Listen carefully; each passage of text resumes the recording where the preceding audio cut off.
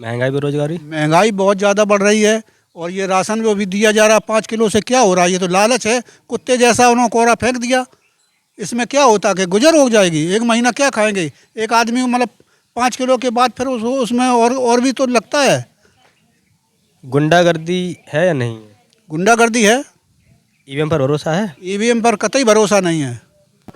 तो यहाँ की जो कानून व्यवस्था है वो बहुत ही लचर व्यवस्था है और स्पेशल यहाँ दलितों का दमन किया जा रहा है प्रदेश के अंदर। तो ऐसे में दलित अब लोकसभा का इलेक्शन है, वो बीजेपी को छोड़ के किसी के भी साथ जाने को तैयार होगा। बहन जी बहुत अच्छी अपनी जगह पे हैं और आज काम जो चंद्रशेखर जी भी अच्छा कर रहे हैं।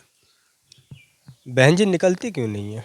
इनमें थोड़ी कुछ कमियां आ गई हैं, ये मतलब अपने दब के काम कर रहे हैं। इनको भय है, पता नहीं किस बात का है। महंगाई बेरोजगारी की तो हालत पूछिए मत, क्योंकि आज अगर आप गाँवों में जाके देखेंगे तो आसपास के क्षेत्रों में देखेंगे तो 5,000 रुपये की नौकरी नहीं है। यहाँ तक कि मैं बीएड बीटीसी टेट पास करने के बाद हज़ारों अभ्यर्थी यहाँ पे देख लीजिए, ये सब बेरोजगारी तो घूम रहे हैं। ऐसे प्रदेश के अंदर लाखों की संख्या में लोग बेरोजगार घूम रहे हैं।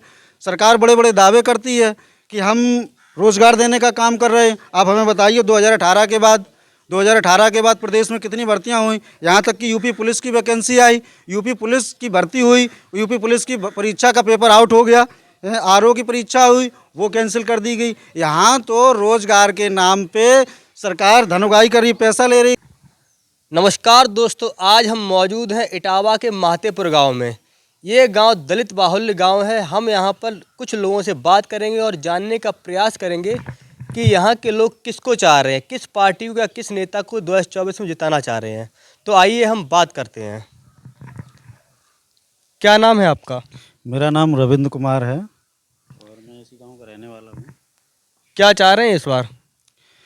देखिए ऐसा है, अभी जो राजनीतिक उत्तर प्रदेश की जो राजनीतिक है वो उथल पुथल भरी है। यहाँ पे सभी जो राजनीतिक दल हैं वो अपना दांव पेच कर रहे हैं कि किसी तरह से उत्तर प्रदेश के अंदर और देश के अंदर जो भारतीय जनता पार्टी की सरकार है वो आए दिन दलितों पे जुल्म अत्याचार, उनके हकों को खाने का जो काम किया जा रहा है उसको हटाने के लिए हम लोग अभी विचार कर रहे हैं कि किसके साथ जाएंगे। उसी के साथ जो बीजेपी को सत्ता से बाहर करेगा। भाजपा की सरकार के काम अच्छे लगते हैं या नहीं अच्छे लगते हैं?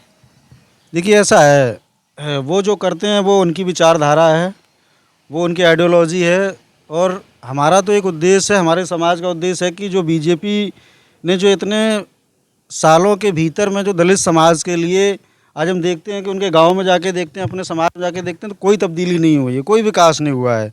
इसलिए हम ये मानते हैं कि भारतीय जनता पार्टी जो है वो दलितों के हित में काम नहीं कर रही है। मोदी सरकार की कौन सी नीतियाँ आपको अच्छी नहीं लगती हैं? नीतियाँ उनकी जो भी हैं, जिनको उससे लाभ होता है उनको अच्छी लगती हैं। हम लोगों को तो यहाँ और भी साथी हैं, इनसे पता कर लीजिए कि इस गांव में उनकी नीतियों के आधार पे कितना विकास हुआ है, क्या क्या उनको मिला है, वो तो सारी जनता जानती है ना।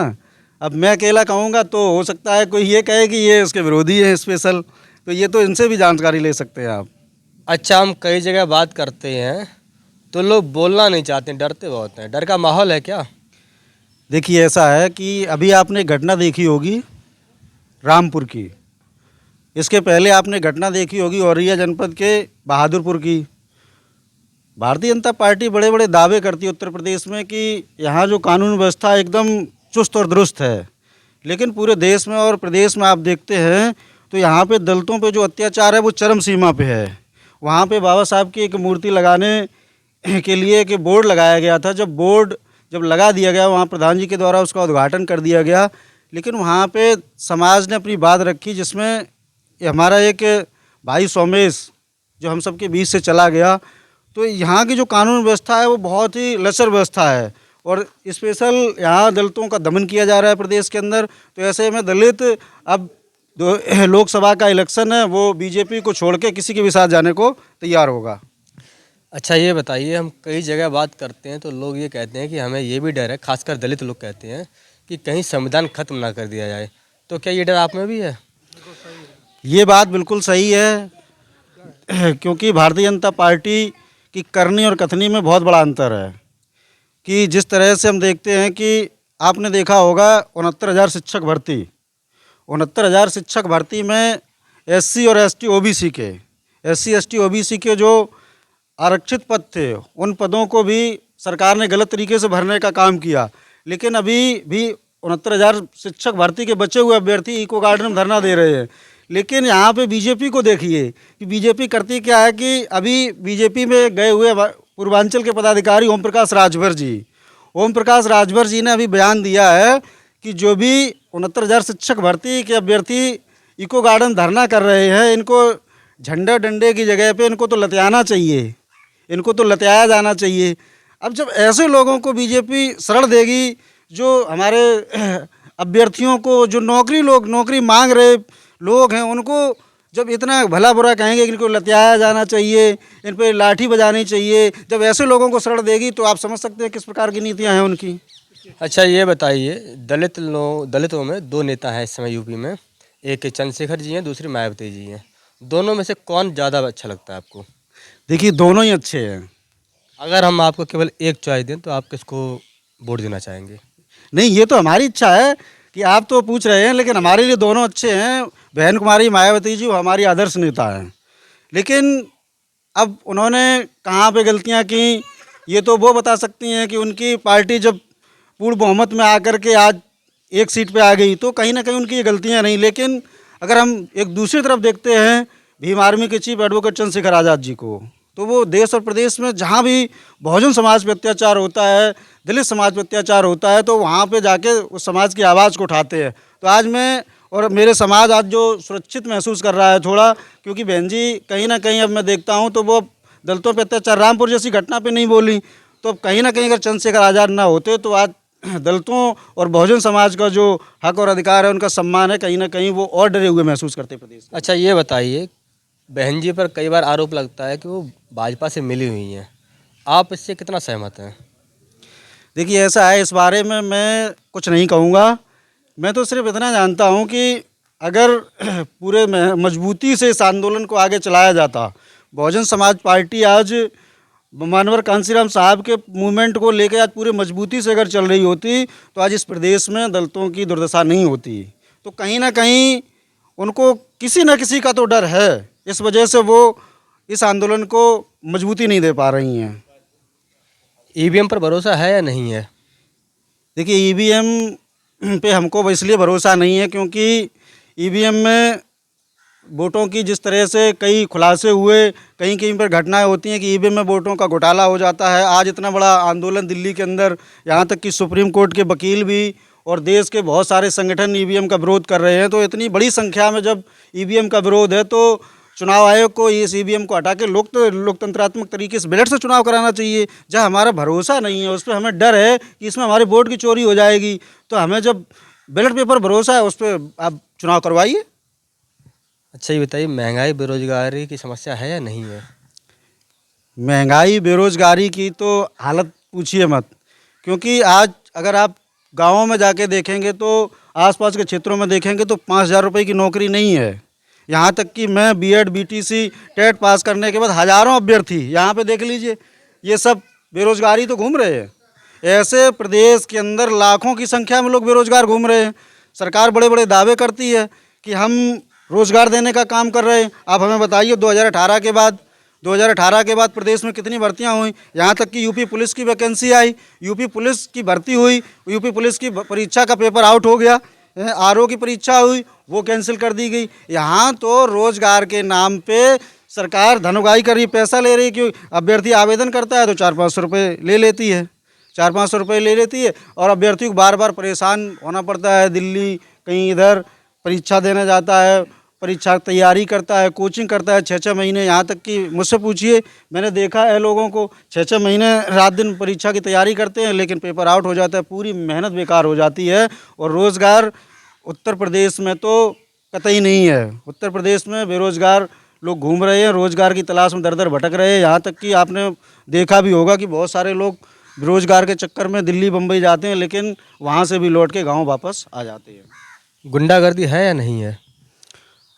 गुंडागर्दी अगर ना होती आतंक चरम पे ना होता तो आज हाथरस जैसी घटनाएं, रामपुर जैसी घटनाएं, बहादुरपुर जैसे कांड इस दलित समाज के ऊपर ना होते। अत्याचार चरम पे है।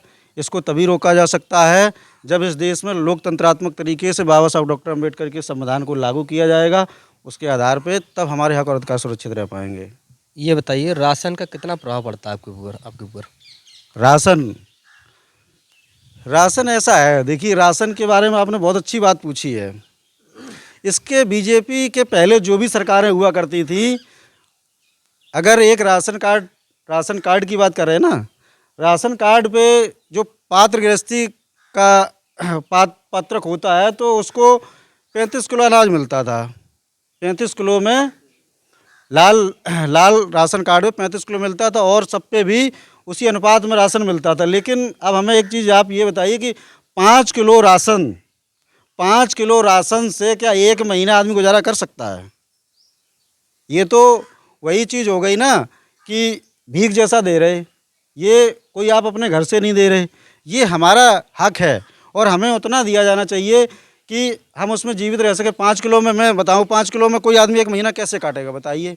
तो ये तो एक जीविकापार्जन के लिए एक अनूठी और बहुत ही गलत प्रणाली है। इसमें आदमी को उतना पूरा हक मिलना चाहिए ताकि वो अच्छे से रह सके, अपने परिवार को चला सके। अच्छा ये बताइए, 2012-17 तक अखिलेश सरकार थी, उसमें गुंडागर्दी थी या नहीं थी? गुंडागर्दी उसमें भी थी। इससे ज़्यादा थी या इससे कम? नहीं, इससे कम गुंडागर्दी थी। लेकिन ये है कि मैं उनका समर्थन नहीं करता हूँ कि ना मैं उनका हितैषी हूँ, ना मैं उनका समर्थन करता हूँ। लेकिन कहीं ना कहीं जो अत्याचार के मामले में भारतीय जनता पार्टी सबसे ऊपर है दलितों पे।